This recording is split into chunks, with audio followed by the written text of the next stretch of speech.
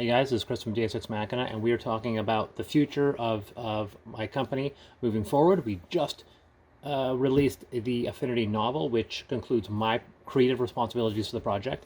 We still have to print the game and distribute it, but that's being handled by other people. The audiobook's being done by John Fink. So I basically am finished on the creative side. I have nothing that I need to do connected to the project. So I'm moving on to our next project, and what is that future? As some of you already know, what we're doing is that we are returning to Amethyst. This book is called Amethyst Revelations, and it's going to launch on Kickstarter probably, hopefully, if all things go according to plan, and they seldom do, hopefully for mid-August. So first question is, why Amethyst? Well, as you guys know, Amethyst was my first major publication. It remains my opus. It was our first Kickstarter, which was launched in 2014. Affinity was number 4. This is going to be our 5th. We had a slew of intermediary projects, Apex, Ultramodern 5, Affinity, and Neurospasta.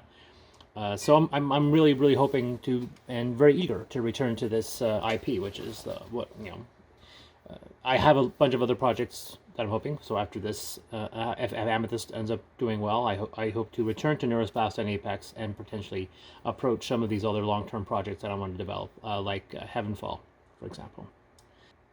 Some people may voice concerns about the speed in which we're launching this on the Kickstarter. I believe in the spirit of Kickstarter, which is, in my opinion, to support independent creators.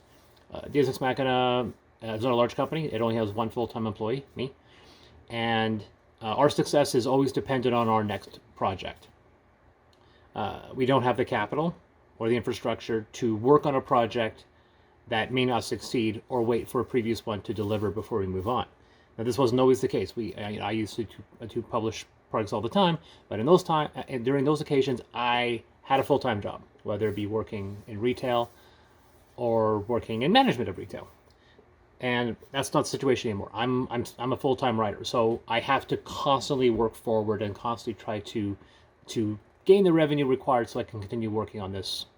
And one of the reasons why the first Kickstarter took so long, we'll go into other reasons why the first Amethyst took as long as it did, was because I had a full-time job, and so I had to work between those. Unlike Affinity and Ultramodern, which had very short turnaround times in comparison, they were all less than a year to their release. So I, unfortunately, because I'm independently employed, I'm an entrepreneur, I can't afford to just sit and not work on another project. So the other question is, why not just write Amethyst now and not launch the Kickstarter until Affinity delivers? This is the big one, the big question. I still do, I back a lot of Kickstarter projects, and I used to be annoyed when publishers would launch a Kickstarter and a previous one hadn't delivered. Now, as someone has created numerous Kickstarters, I totally get it. I understand the situation. Why would you bother to sit and wait for a Kickstarter to deliver to backers, and then you have nothing to do? Because I have nothing to do. We have nothing to do, and I know that. Naramata completely finished its delivery this week. Affinity, all the work on our end has completely finished. The only thing remaining is printing and distribution and the audiobook, which are all being handled by other people. And it would be, like I said, it would be foolish to wait for these aspects out of our control to finish before we move on. And as the truth be told, that's how we've been doing things. Amethyst was a bit of an exception because I had a full-time job. After all my creative writing with Ultramodern was finished, I immediately launched Naramata. And when Naramata was finished, its creative side, we launched Affinity. Now, a lot of backers didn't really notice that because they discovered there was no commingling between tabletop backers and role-playing backers. So the role-playing backers or Affinity didn't really notice that Naramata was still in progress and no one brought up, like, why are you launching Affinity when Naramata hasn't delivered? No one brought that up because there was maybe a half a dozen backers that shared between the two of them. In this situation, Amethyst and Affinity will share a lot of potentially backers. And the other thing, of course, is you might wonder, well, yeah, but what happens if something happens with Affinity? Well, as we can see in some videos here, Affinity is actually being printed as we speak. So it would be unprecedented if something were to happen. Naramata had a lot of complications. There were a lot of issues, but this was also our first board game. This is not our first role-playing game. This is our first with this new company, but so far, as we've seen with the Affinity, which we now have as a prototype, that they've basically proven themselves. And this is also not our first go around. This is our 5th Kickstarter. 3 of the previous ones were role-playing games. Affinity raised 100K, and so did Ultramodern, which include the post-campaign. So I'm pretty sure that we've established our bona fides, so we can actually move ahead with a new Kickstarter and not have any issue with worrying about what in the previous one. Now, if there are people that simply say, I only back one Kickstarter at a time, I wait for the next one I wait for one to deliver before I'll back the next one. I get that, and there's nothing I can do about that. So what's in the new Kickstarter? We are modeling this project similar to the early ones, like Affinity and Ultramodern. There's be a few changes and additions. Firstly, Ultramodern and Affinity both had a stretch goal for a luxury edition. And we're not going to be doing that. We're going to be offering the luxury edition on day 1 as a pledge level. So we will have leather editions for all 3 Amethyst books. This campaign is meant to fund only book 3 of both the novel series and the book series. I always try to write a novel alongside the RPG. You will have the opportunity to pick up the previous books, and some people who are unfamiliar with Amethyst, I have some videos on my channel that talk about what Amethyst actually is. But we've already published previous versions of Amethyst. Our first Kickstarter was for Amethyst. Amethyst came out originally for D20 in 2008. That book is no longer canonical. Then we came out with the core book, and then the second book. In the first book, we gave it a different name depending on which system it was for. But for the second book, they were all called factions. So there's technically, for 5th edition, there's only 2 big books, excluding the Hearts of Chaos adventure, Quintessence and Factions. So this is for book 3 called Revelations, which it'll be available as a standard set of 3 books, the leather set of 3 books, or you can just get Revelations on its own. You won't be able to just pick up Factions or Quintessence because you can already. They're available on Drive-Thru-RPG. You can get them on print on demand. If you want to get the new books housed with the new look, they're not going to look that much different. You're going to have to unfortunately get all 3. It's just the issue with Affinity. There were way too many pledge levels, which we had to do, and same thing with Ultramodern. And considering that we have both novels and RPGs, there's already enough pledge levels with Amethyst, so I needed to keep that down as low as possible. So it's going to be pledged for book 3 of the novel, book 3 of the RPG, all 3 standard books digitally, all 3 standard books print, all 3 standard books luxury, which will also include digital. Then an all-in pledge for standard, which is all 6 books, 3 novels, 3 games, and then 3 luxury books, and then 3 novels as one set. And then we'll also have an all-in pledge, which is something we did with Ultramodern, something we did with Amethyst, which we didn't do with Affinity.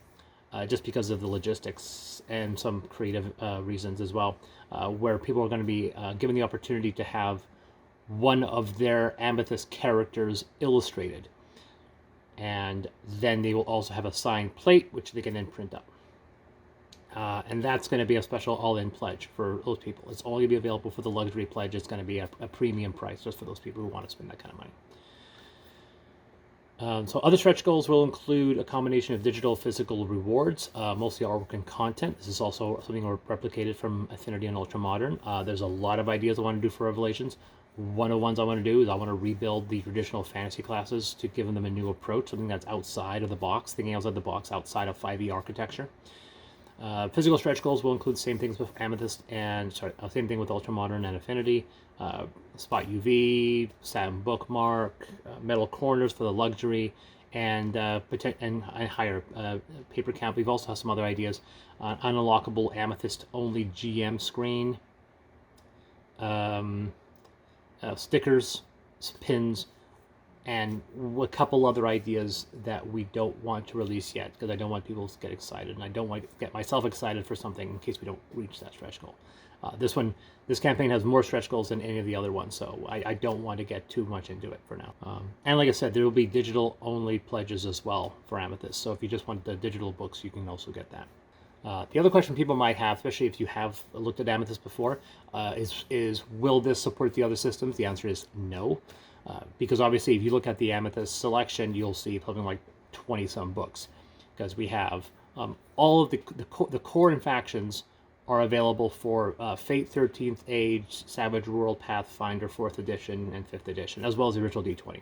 Like I said, the D20 version is no longer canonical, and then we have all these other books for other adaptations. For 5e, we have the Hearts of Chaos module, and then we have Quintessence, and we have Factions. For 4th edition, we released it under Goodman Games under Amethyst Foundations. We then came out with a sequel called Amethyst Evolution. And then when we launched the Kickstarter, we rebranded, combined Foundations and Evolution into a color version called Compendium. So that's why it seems like we have a lot more books, even though technically we only have 2. I said we won't be supporting these other systems, at least not with the Kickstarter. And I know there's going to be a few people going to be upset about that. But I have to be 100% honest, and I've been honest with people, and sometimes I'm brutally honest to people that sometimes can get a little upset when I bring this up. I have a soft spot for some of these systems. I especially like 13th Age. I find 13th Age, I like the people who make it. I like the rule system. They're very easy to write for, and but the market share just isn't there. If you look at Amethyst Factions, 13th Age is the one that sold the least. Savage World and Fate Core aren't too far behind, though. Savage World, I can't remember which one sells better. I think Savage Worlds might sell better than Fate. And for those people curious, Savage World, the core book was also split into 2 books, but that was on the recommendation of the publisher, and I actually disagree. I think they were wrong. I think it should have been together. And we also had a faction, so there's 3 books for Savage World. But it's just not a market share. If you look at Roll20 and you look at how much market share 5e has, it's so all encompassing. It would be foolish for us to publish for us to publish for other systems. Even Pathfinder's market share is unfortunately too small for us to justify, and that's the reason why the 2014 Kickstarter took 4 years. Right? It wasn't just because of the fact that I had a day job. I felt I had a day job and I had to write something like 12 books. Right? It was adapting Hearts of Chaos, adapting the core books, and adapting the sequel book. And I can't keep 2 systems in my head. I can't, especially if I'm writing for it.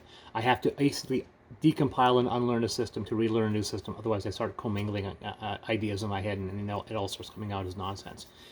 And I'll be honest, writing for Pathfinder is a chore. It is one of the hardest things to ever write. I like the system, but it's designed for players. It's not designed for GMs, and so it becomes incredibly difficult.